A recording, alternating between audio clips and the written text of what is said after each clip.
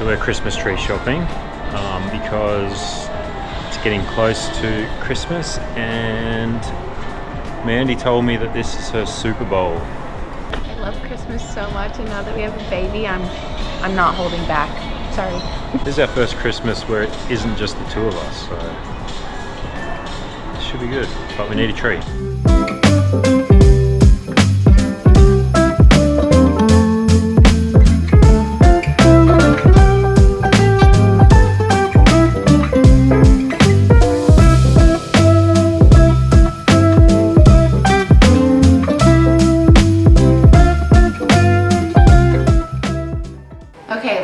Cracked it a little bit last night when we were setting up the tree. It was getting a bit late, so I didn't finish yesterday, so I'm gonna try and get it done today. I just have so much to do, like to get the house ready and stuff, so I'm gonna try and get as much done as I can, but this one really has been loving the contact naps, so I'll see how she goes in the carrier right now, but she's already been in it for a while today, so I have a feeling that I might not have that long. This is definitely my favorite Christmas tree I've ever had. Like it's so beautiful.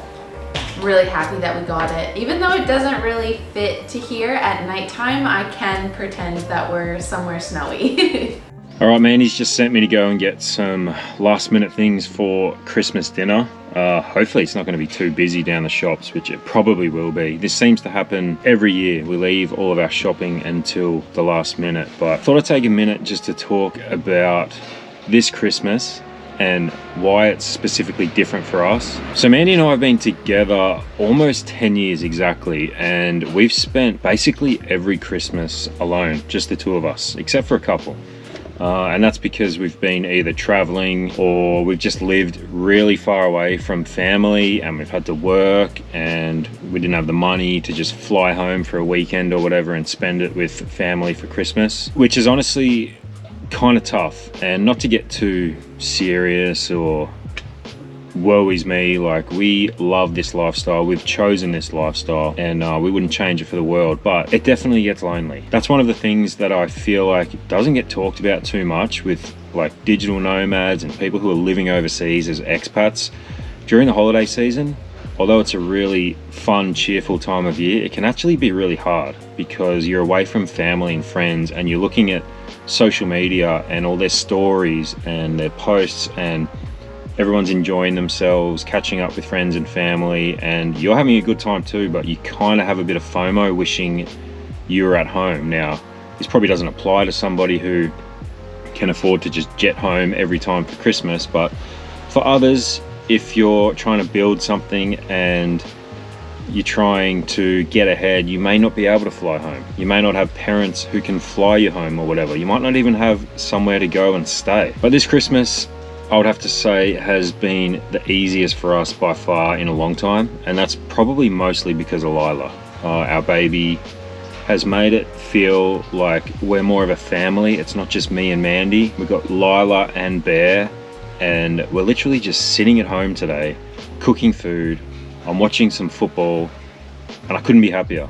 And I haven't felt this for a long time. It's probably also because we've lived in this villa now for a little over a year, and it's starting to feel like home here as well. So this is the most settled I think we've ever felt. Plus, we were actually really grateful that my mum and sister and my mum's partner came and visited us. They actually just left like a week ago, and we got to spend some really good time with them before Christmas. I took my mum to the local winery here, guys. There's a winery in Hua Hin. If you guys haven't seen it, it's called Monsoon Valley Winery. Highly recommend it. It was an awesome trip. We did the tour and everything, and it cost like 600 baht per person. We ate really good food and had some really good wine.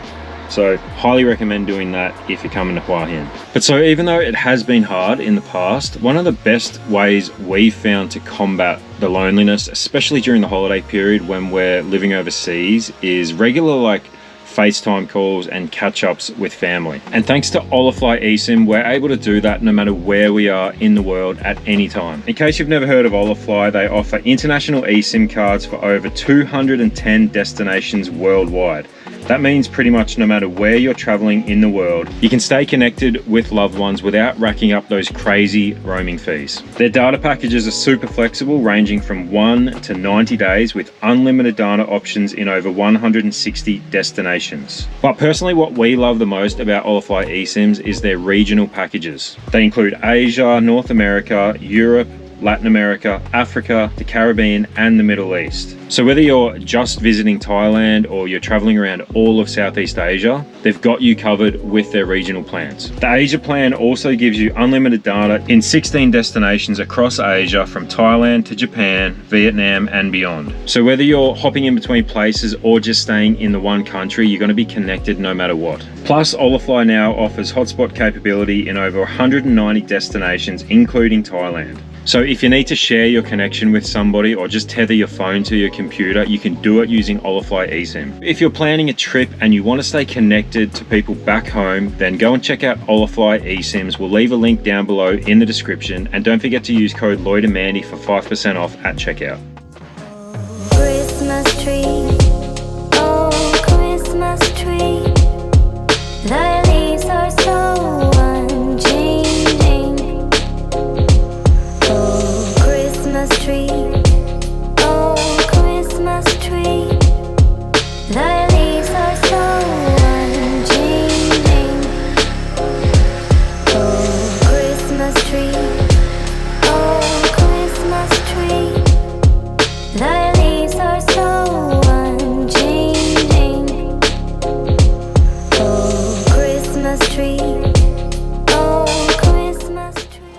I tend to get a little bit homesick around Christmas. Not that being in Thailand isn't absolutely incredible for Christmas, but nothing beats a Canadian Christmas. If you've had one, you'll know what I'm talking about.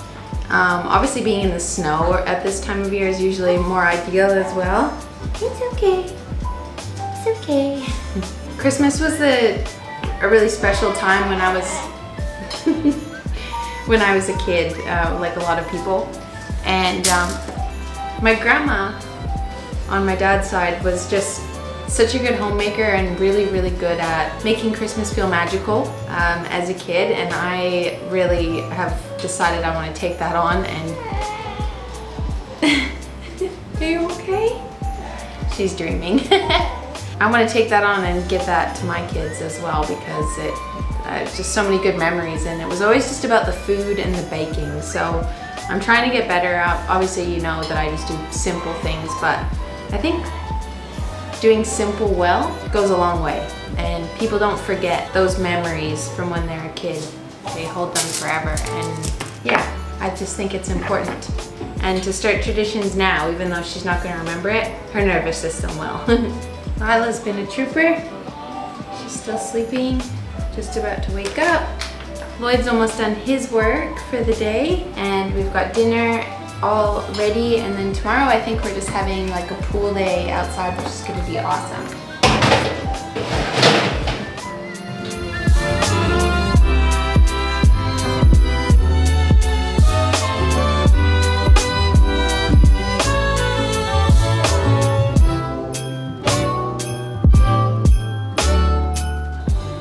First, just making tuna melts, which aren't Christmassy at all. But I made them the other day and Lloyd really liked them, so I'm gonna make them again. It's really simple, but I'm putting them on the homemade bagels that I've made in every other vlog, home vlog that I've done.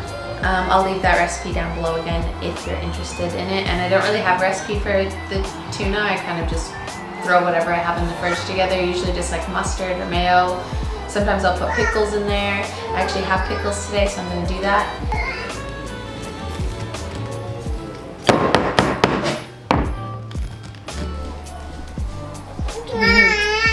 Can you open this?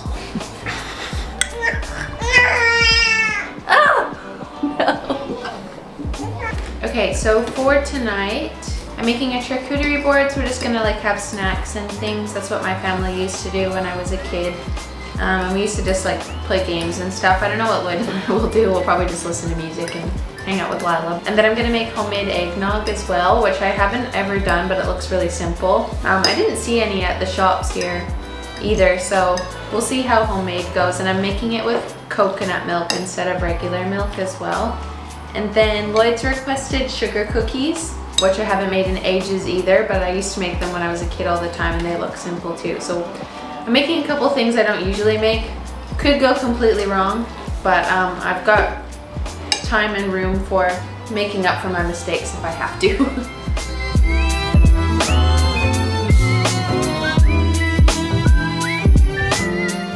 Okay, I also bought this loaf of bread.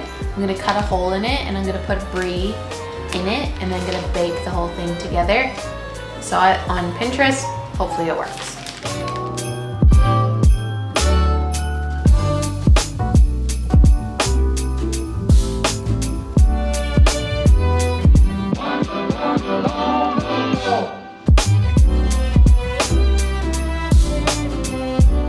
Okay, had to get some footage of us in our matching, almost matching Christmas pajamas. I couldn't find any that were her size and my size that were matching, but they're close enough. We went with pink this year, and I want to get some footage before if she spits up on it, just in case. So fun. I didn't think I'd ever want to do something like this, but being a girl mom's made me feel so much more girly and just want to do all these really memorable new traditions. So I think new pajamas for Christmas every year is going to be a thing. It's so fun. And they're so comfy. Hey?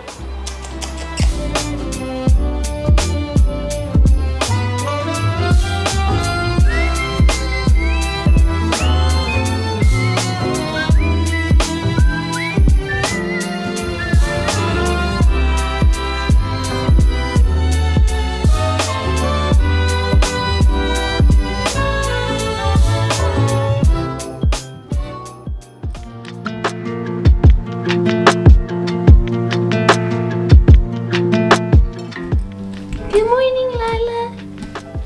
Merry Christmas. Hi. Good morning. Yay. Good morning, love. Merry Christmas. Merry Christmas. How'd you sleep? Great, actually. Me too. You're gonna start waking us up early for presents, I think. Maybe not next year, maybe the year after. I don't know. A drum set! Woohoo! Noisy! Yay bear!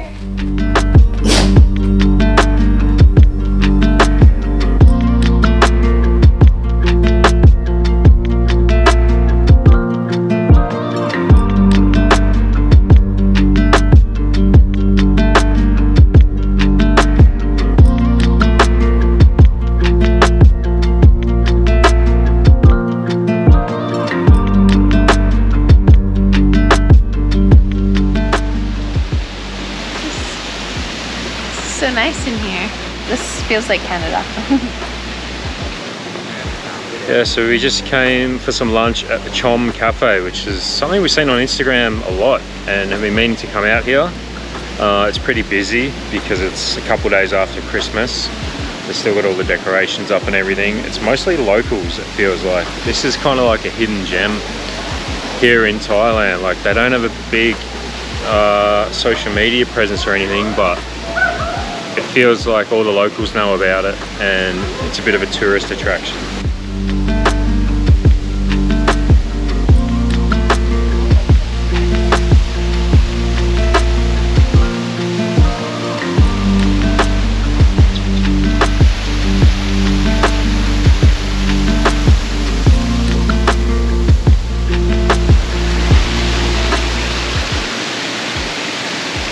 Do not hang a tree.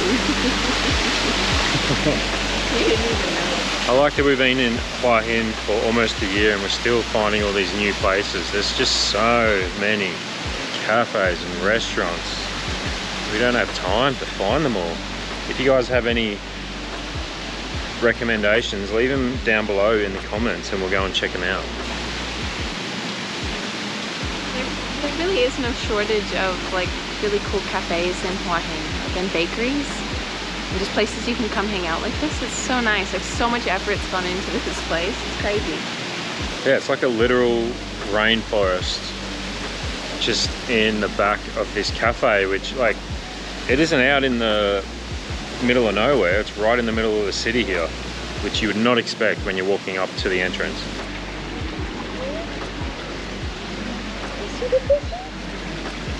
That's like a Chinese. Eat for Lila. Okay, so as usual, we ordered our food and there was a awkward moment. Don't really understand what happened. We asked for 2 chicken sardes and she seemed really taken aback, like that was a crazy order to order 1 each. What do you think happened there? I don't know, but it made me pretty self-conscious about how much food we were ordering. Yeah, she like was like gobsmacked. I was like, yeah, 1 for me, 1 for my wife. I don't think that's too much food.